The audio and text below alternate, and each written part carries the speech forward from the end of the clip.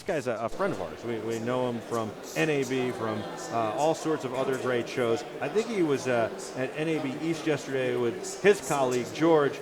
But listen, we're welcoming Sphericam to the program again. Thank you so much. We've seen the Sphericam. It's a 360 camera. It starts life as a Kickstarter project. That's right. You guys blew the doors off. I think you were mostly photo. I'm bringing people back up to speed at the time, with video, but not as great video capabilities. And as people started giving you feedback, you said, okay, we can make this better, we can make this better. You reach stretch goals, you make it better, you make it better, and now you've done phenomenal with it, but it's still not ready for prime time. It's in the manufacturing process, if I'm correct. That's right. And today you unveiled, or yesterday maybe at CES at NAB East, you unveiled a new, more professional Sphericam, so you'll not only be able to deliver the Sphericam, but the Sphericam Pro as well. Or is that what you're calling it? It's called The Beast. The Beast. Yeah. You're stealing the names of the products we're building. No, we don't have a product. We've got a big 4K video editing computer we call The Beast. Oh, yeah? That's funny, yes. My first car was a Jeep Wrangler with all these lights and all these big wheels and all that stuff. I also, my friends called it The Beast. I didn't call it, Great, anything, yeah. So The Beast, I like that. Thanks. Is it bigger? It is bigger. How much bigger? Will it still fit in my hand, or is this the size of my head now? It's more the size of your head. So the camera head itself is about this big. big. Do we have one here we could bring on? No, it's over there. It's all plugged in, and it's got a camera box that's about, the capture box is, large. It's more of a, it's a studio camera. It's a studio 360 camera. Yeah. You could bring it to an environment like this, but you're going to set it up for days, not a few hours. That's right. Yeah. So it's over there. It's live streaming to an Oculus, so you can put it on Oculus and watch yourself standing next to you. So this is a serious device. This isn't taking something that's going to be mobile and all that stuff. Right. So it's a cinema grade, studio grade really capture cinema device. grade. You're going to go up against Red and Arri and all that stuff for 360. Yeah, for 360. Right. Yeah. They don't have 360 cameras, right. But you're saying it's that quality for 360 and those features. Right. So the A-list VR filmmakers we've showed it to have been extremely impressed with the dynamic range and color of this thing that surpassed the other VR offerings in the professional space. So are we doing global shutter? It's not a global shutter, but it's got large 1-inch sensors. A CMOS? Yeah. Okay, and then are we doing, how many stops dynamic range, 13, 14? It's about 12, 13 stops of dynamic range. Very nice. Mm-hmm. And then it's not interchangeable lenses, it's your proprietary lenses? Right, so the lens, it's got 4 lenses that see 190 degrees up and down, and they're arranged 90 degrees apart. Okay.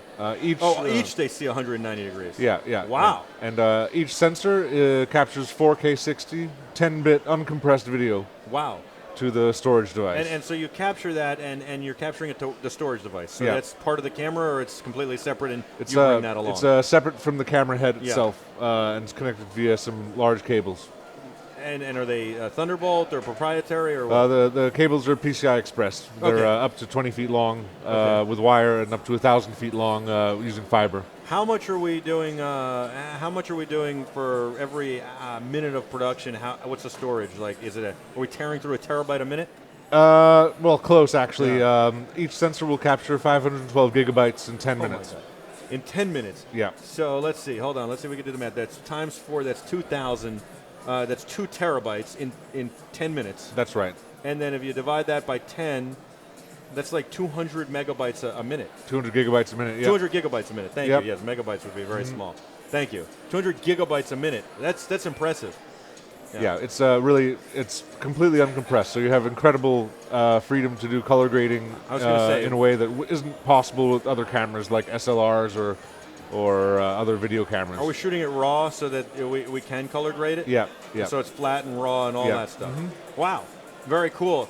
And we're saying it's like the size of a basketball. Would that be a good size? The camera head, it's about this big square, so not too much bigger than our previous product. It's taller. Tall, okay. Then it's got cables going to a we got to check larger this thing box. out. And the stitching's not done in the camera; it's done in post. That's correct. We can do a live stream, so we can connect the Beast to a PC and do live stitching and streaming out. Very cool. All right, how much is this going to cost? Is it an Arri Alexis, $65,000, $70,000? It's in that price range. It is. Very nice. So you're going to compete with the Nokia Ozo. Wow. That's pretty amazing. All right, so what other features am I missing? We're trying to address all the problems that we see in today's VR production environments. So that means we'll see less stitch spots, the stitches might be smoother. That's Are right. you going to stitch with your own software or is there other software? Either one. So we have our own software that does a great job. We've just introduced a stabilization feature which works great. We have integrated stitching and streaming, which no one else offers in this way. Very cool. And we're using larger sensors with incredible color quality and dynamic range that just don't exist in other cameras today. Right, of course. And most of the 360 cameras out there are GoPro or GoPro-like or GoPro quality rigs, the exception being the Nokia Ozo. Are you doing stereoscopic so it's 3D as well? We're not doing stereoscopic. Okay. We will consider addressing that later, but at the moment it's most important to get a great monoscopic image that is without errors, that's beautiful colors and dynamic range and comfortable to watch, and that doesn't exist today. I wouldn't agree. I wouldn't disagree with that. Is what I was going to say. Sorry, I wouldn't disagree with that at all. I think you got to walk before you can run, and run before you can sprint. Yeah. Absolutely. So I don't disagree with that. I think a lot of the other things I've seen, especially stereoscopically, have been even more clunky than the stuff that's not stereoscopic.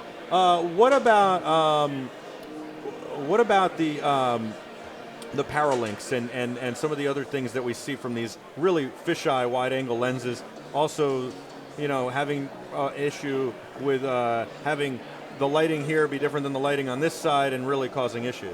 So the very high dynamic range of the sensors means that you can really have the same exposure for every sensor, and there won't be any color blending issues with that. Okay. And the lenses are very, very close together. The sensors are placed as close together as physically possible, so you only have about that much space from one lens to the next, so you can get about this far from the camera before you lose data. And so what is the range as far as a lot of these cameras are really good either close up or really good far away, especially the GoPro rigs are really good if you're infinity focus, to say, you're 15 feet plus. Right. The other rigs a lot of the other rigs are much better if you're between like 3 and 8 feet. And then once you get outside that, you start to lose your focus and your detail and all that stuff. Right. Where does this sit, or is it able to really handle the whole thing? It can really handle the whole thing. So the lenses are in focus from very, very short distance away to infinity. Yeah. You might have to change the stitching if you go from inside to outside. Sure. But you can get a perfect stitch in any of those environments, including when you're getting very, very close to the camera. How long have you been working on the camera? We've been working on the Beast in intense stealth mode for about 6 months now. Wow. Very cool. How much does it weigh? It weighs about 20 pounds. And it can't be battery operated. I mean, you couldn't put this on a steady cam or something like that. It can be battery operated. It uses standard V-mount broadcasting style batteries. Okay. Uses 4 of them. Would you put it on a steady cam? Is that something you could think of, or a Movi or something like that, or no, you wouldn't? It might be possible. Currently, the camera head is connected to the capture box with cables, but if you can put the capture box on the guy. Let him run around with it. Yep, that's certainly possible. Wow, you could see crazy things like that. Yeah.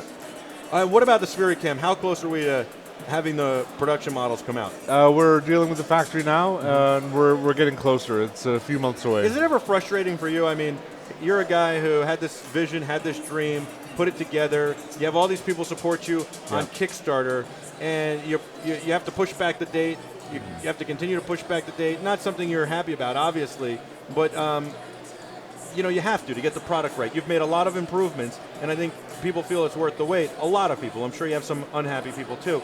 But does it ever get frustrating for you because you sit there and you really wanted to get, deliver at a certain point, and now you're past that point, and in addition, you want that product to get out there. You want people to start using it. Absolutely, yeah. It's frustrating, but at the same time, you have to get it right, and you can't start doing mass production before you're absolutely ready. As we've seen a few days ago, GoPro recalled their drones, and that's hard. Yeah. Building hardware is that can hurt a lot worse than than delaying it. I think it can really hurt a lot worse. And what happened with Samsung with the phones too? Yeah. I mean, a small company can't afford that for sure. Right. Plus, you want people to have a great experience, and you want it to be very successful. That's have you shot some stuff around with the camera? Have you shot some test stuff with the Beast? We've made some test shots in Prague, and we're going to do a test shot tonight in New York City. Where's my invite? Want to come? We'll be there around midnight in Times Square. Tell me, because I'll be leaving. I'll be leaving another event. I got to go see Roger Daltrey perform. Oh, Wouldn't yeah? it be great to have it on stage with Roger Daltrey? That would be fantastic. Yeah, it's the Waxman Cancer Institute. They're going to raise $3 to $5 million. Isn't that phenomenal? Yeah, and he's going to get up there and perform. Like, wow, cool. Yeah, for like 90 people, something like that. Wow, pretty crazy. Yeah, yeah. So yeah, maybe I'll meet you. Okay. Times Square. Excellent. Midnight. Yes. Wow. And how about all those lights? It's not going to. It should be great, and it's midnight, so the sky will be dark, but it'll be bright in New York City. I love of course, Times Square. It's my favorite part of the city, and to do it, do it 360 in Times Square. I mean, Adam tells me all the time, everybody does 360s in Times Square. I think it's the coolest. Like, especially to show something off, especially to show off the dynamic range, because you're going to have such, varied stuff. Yeah. And then, where are we with the Sphericam? And what's is that just called the Sphericam, the original one? The Sphericam 2. Yeah, the Sphericam 2. Where are we with your prototypes? So the ones that you're walking around with, shooting content on, showing the content off, is that very close to the production model, or is that still an early model? We're still perfecting the firmware, but as far as the hardware goes, it's very, very close to what the production model will look like. And you can stream off of that too. Yeah. We already have live stitching, live streaming to YouTube working great. When are we working with you? When are you sending us one to work with you? Hopefully over the next few months. Excellent. Well, hopefully we have it at CES. Yes, for sure. January 5th to 8th, we'll be there live. Yep, absolutely. It could be cool to live stream from our set or run around with it. Could be great. Just saying. It's like a baseball, this thing. It's really cool. Check out Sphericam, sphericam.com. Thank you so much for coming on. Thank you. Fun to see you again. Good to see you. Good luck with everything. I'm really excited about the new camera. We got to introduce you to some of our friends, some of the filmmakers we know too, Society of Camera Operators, all this other stuff. And we'd like to make some introductions. And I might just show up at midnight. It might happen. It could happen. Yeah. I see Kara over there. I want to say hello to her. Kevin's holding down the fort, so is Adam. You know what, we're going to take a commercial break. I think they want me to talk to you some more off camera. I don't know. Maybe I'm going to get the address of Times Square. They think I don't know where that is. I don't know. Anyway, we said we were going to try and go commercial free. I don't know why we're taking a break, but we must have to, or something like that. Adam's shaking his head yes. Hey, Adam, how's the switcher? Thumbs up, thumbs down. Look at what I did. I just want to show you, because you're a tech guy. We got a second. You see that? That's a Mac Pro. Okay, normally you see the Beast we build, right? You've seen our switchers. We build those. We run live stream studio software on them. It's only a PC software. Boot camp. Boom. Wow. Yeah, and you have to trick the machine to get it to do the Thunderbolt thing in Windows. Yeah. Wow. Ooh, special sauce. Made it work. There's a lot of cables going in there. 12-core Xenon processor. Nice. Yeah, 4 cameras, just like that. Beautiful, right? Yeah. Yeah, and it travels a lot better than our big thing. Yeah, it's all about portability. Great. All right, I'm Michael. We'll be back with a whole lot more of the Michael Arts Show right after this. I just gave him a Shooter McGavin. It was like, well, that was weird. I was like, Shooter. I don't know. I'm in a Happy Gilmore mood. The price is wrong, Bob. Actually, he used a different word, but I'm not going to use it. You ever see Happy Gilmore? No, I didn't. You didn't see Happy Gilmore? No. Should I download it? Oh watch my it on the God, plane? yes. All It's right. still a good movie. Yeah? Yeah. It's still a great movie. You like hockey at all? He's a hockey player who plays golf. Sure. Yeah. But he hits the golf ball like a hockey player. I swear, it's the craziest thing. You like Adam Sandler at all? Yeah, I do. Yeah, you got to watch it. I mean, because you travel a lot. You're going to laugh. That's what I do. I like to watch movies I'm going to laugh on the plane. Yeah. Oh, yeah? Yeah. Cool. Yeah, I don't know. Yeah, I haven't seen any funny movies lately. I could do with a funny movie. There you go. Happy Gilmore. You'll enjoy it. All right, we'll be back with a whole lot more live from CES Unveiled right after this. You are the Terrifics. You make BeTerrific special. Stay with us. We'll be back right after this.